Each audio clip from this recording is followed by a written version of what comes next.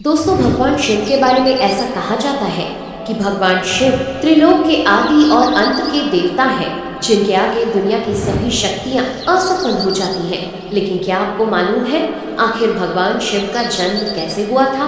उनकी माता कौन थी और उनके पिता का क्या नाम था? उन्होंने किससे अपनी शिक्षा प्राप्त की थी और किस किस को शिक्षा का दान दिया था? अगर नहीं तो चलिए, क्योंकि इस वीडियो के माध्यम से हम आपके इन्हीं सभी सवालों का जवाब देने वाले हैं, इसलिए प्लीज इसे स्किप किए बिना एंड तक जरूर देखना। दोस्तों, आज सबसे पहले भगवान शिव के जन्म से जुड़ी पहली कहानी यानी शिव पुराण की एक लोकप्रिय कथा के बारे में बताने वाले हैं। शिव पुराण के अनुसार भगवान शिव को स्वयंभू माना जाता है, जिसका मतलब होता है कि भगवान शिव का जन्म स्वयं ही हुआ था। यानी कि इससे एक बात तो साफ हो जाती है कि ना ही भगवान शिव की कोई माता है और ना ही उनके कोई पिता है। इसी कारण से भगवान शिव पंच तत्वों से भी परे हैं, जिस कारण से इन्हें मृत्यु का भी कोई भय नहीं है और इनकी मृत्यु कभी नहीं हो सकती। पर अब बात करते हैं विष्णु पुराण में बताई गई भगवान शिव के जन्म से जुड़ी हुई एक और कहानी के बारे में। विष्णु पुराण में बताया गया है कि भगवान विष्णु के माथे से निकलने वाले तेज के कारण भगवान शिव की उत्पत्ति हुई थी और उनके नाभि से निकलते हुए तेज से कमल पर विराजमान ब्रह्मा जी का जन्म हुआ था। मगर दूसरी ओर भगवान विष्णु के जन्म के बारे में शिव पुराण में बताया गया है कि एक बार की बात है जब भगवान शिव अपने घुटने मल रहे थे और उनके घुटनों से निकलने वाले मैल से भगवान श्री विष्णु जी का जन्म हुआ था। पर अगर ऐसा हुआ है तो विष्णु पुराण और शिव पुराण एक दूसरे से बिल्कुल अलग है। इस कथा के अलावा भगवान शिव के जन्म की एक और पौराणिक कथा काफी ज्यादा पॉपुलर है, जिसे शायद आपने बड़े बुजुर्गों से सुना होगा। पर अगर नहीं सुना तो आपकी जानकारी के लिए बता दें कि एक बार की बात है जब भगवान विष्णु और परम ब्रह्मा जी के बीच इस बात पर बहस छिड़ गई थी कि आखिर इस संसार में सबसे महान कौन है। और जब भगवान विष्णु और भगवान ब्रह्मा इस बात को लेकर बहस कर रहे थे तो एक जलते हुए खंबे के रूप में महादेव उनके बीच आए थे। दोस्तों, वो दोनों इस रहस्य को नहीं समझ पाए और तभी अचानक से एक आवाज आई जिसने कहा कि जो भी इस खंबे का छोर ढूंढ लेगा वही सबसे महान कहलाएगा। ऐसा सुनते ही ब्रह्मा जी ने एक पक्षी का रूप लिया और खंबे का ऊपरी हिस्सा ढूंढने निकल गए। वहीं विष्णु जी ने वराह का रूप धारण किया और खंबे का अंत ढूंढने निकल गए। बहुत देर तक खोजने के बाद भी दोनों में से किसी को भी खंबे का छोर नहीं मिला और दोनों हार मानकर वापस आ गए। जिसके बाद भगवान शिव अपने असली रूप में आए और फिर भगवान विष्णु और ब्रह्मा जी ने ये मान लिया कि महादेव ही सबसे महान और शक्तिशाली है। इनसे बड़ी शक्ति इस दुनिया में कोई नहीं है।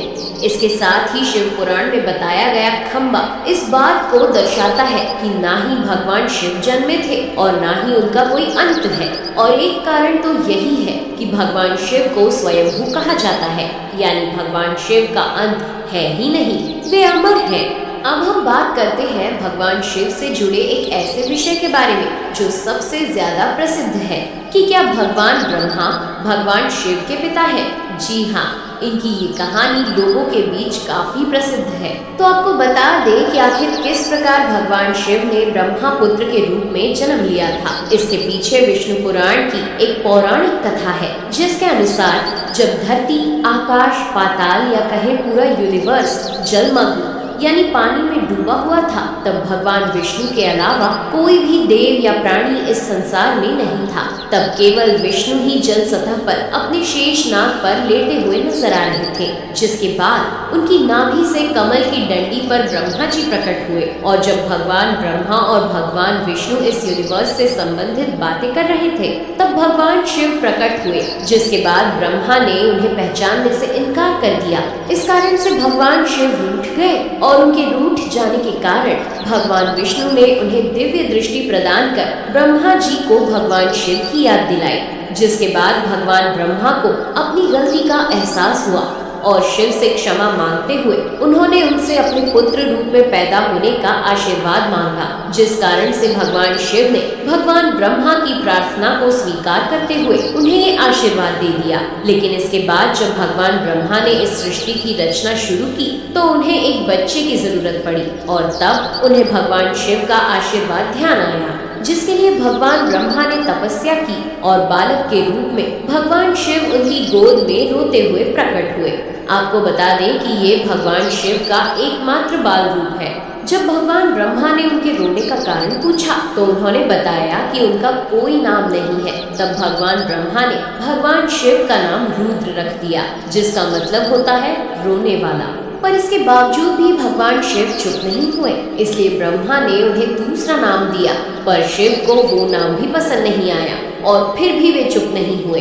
इस तरह शिव को चुप कराने के लिए भगवान ब्रह्मा ने भगवान शिव को 108 नाम दिए थे, जो रुद्र, शर्व, भाव, उग्र, भीम, पशुपति, ईशान और महादेव जैसे नाम थे। और शिव पुराण के अनुसार उनके ये नाम पृथ्वी पर लिखे गए थे। इसके बाद बात आती है श्रीमद् देवी महापुराण की। तो श्रीमद् देवी महापुराण में भगवान शिव की माता और पिता के बारे में बताया गया है। श्रीमद् देवी महापुराण के अनुसार देखा जाए तो एक बार जब भगवान नारद जी ने अपने पिता भगवान ब्रह्मा जी से पूछा कि सृष्टि का निर्माण किसने किया है, साथ ही भगवान विष्णु, भगवान शिव और आपके माता पिता कौन है, तब भगवान ब्रह्मा जी ने नारद जी को त्रिदेवों के जन्म के बारे में बताया। जो बताया वो वाकई चौंका देने वाली बात थी। दरअसल उन्होंने कहा कि देवी दुर्गा और शिव स्वरूप ब्रह्मा के योग से ब्रह्मा, विष्णु और महेश का जन्म हुआ था। यानी प्रकृति का रूप लिए माँ दुर्गा ही हम तीनों की माता है और ब्रह्मा यानी काल सदाशिव हमारे पिता है। इसके साथ ही श्रीमद् देवी महापुराण में भी भगवान विष्णु और भगवान ब्रह्मा के बीच हुए झगड़े की एक कहानी मिलती है, जिसके अनुसार एक बार श्री ब्रह्मा जी और विष्णु जी में झगड़ा हुआ और दोनों में बहस छिड़ी हुई थी। तब भगवान ब्रह्मा ने कहा कि सृष्टि को मैंने बनाया है और मैं ही प्रजापिता हूँ, जिसके जवाब में भगवान विष्णु जी ने कहा कि मैं आपका पिता हूँ, क्योंकि आप मेरी नाभि से निकले हुए कमल से पैदा हुए हैं। और धीरे धीरे कर ये बहस बढ़ती गई। दोस्तों, इसके बाद इन दोनों का झगड़ा सुनकर सदाशिव वहां पहुंचे और उन्होंने कहा कि पुत्रों, मैंने ही तुमको इस संसार को बनाने और इसे संभालने के केवल 2 काम दिए हैं। इसी प्रकार मैंने शंकर और रुद्र को संहार और तिरोगति के कार्य दिए हैं। इसके साथ ही उन्होंने कहा कि मेरे 5 मुख हैं। एक मुख से अकार, दूसरे मुख से उकार, तीसरे मुख से मुकार, चौथे मुख से बिंदु और 5वें मुख से नाद यानी कि शब्द प्रकट हुए हैं।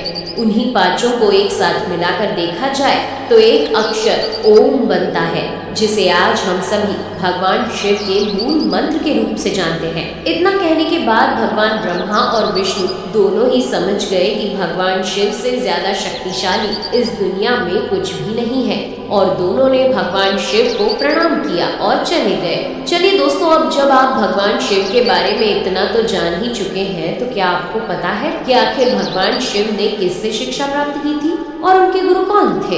हम जानते हैं, शायद ही इसका जवाब आप में से किसी को पता होगा, पर जिन्हें नहीं पता उन्हें बता दे कि भगवान शिव स्वयं इस संसार के गुरु माने जाते हैं, जिन्होंने इस संसार में गुरु शिष्य की परंपरा की शुरुआत की थी। लेकिन अगर सवाल आता है कि आखिर भगवान शिव किसके गुरु थे, तो आपको जरूर जान लेना चाहिए कि हिंदू धर्म के ग्रंथ कहते हैं कि ब्रह्मा जी और शिव जी इस संसार के सबसे पहले गुरु हैं, जिन्होंने गुरु शिष्य के इस रिश्ते की शुरुआत की थी। जहां भगवान ब्रह्मा ने अपने मानस पुत्रों को शिक्षा प्रदान की थी, वहीं भगवान शिव ने अपना ज्ञान केवल अपने 60 शिष्यों को दिया था। यानी भगवान शिव 60 शिष्यों के गुरु थे और वे जिन शिष्यों के गुरु थे उन्हें आज के समय में सप्त ऋषियों का दर्जा दिया गया है। तो दोस्तों, ये थे भगवान शिव के जन्म से जुड़े हुए कुछ फैक्ट्स, जो आपको कैसे लगे हमें कमेंट करके जरूर बताइए।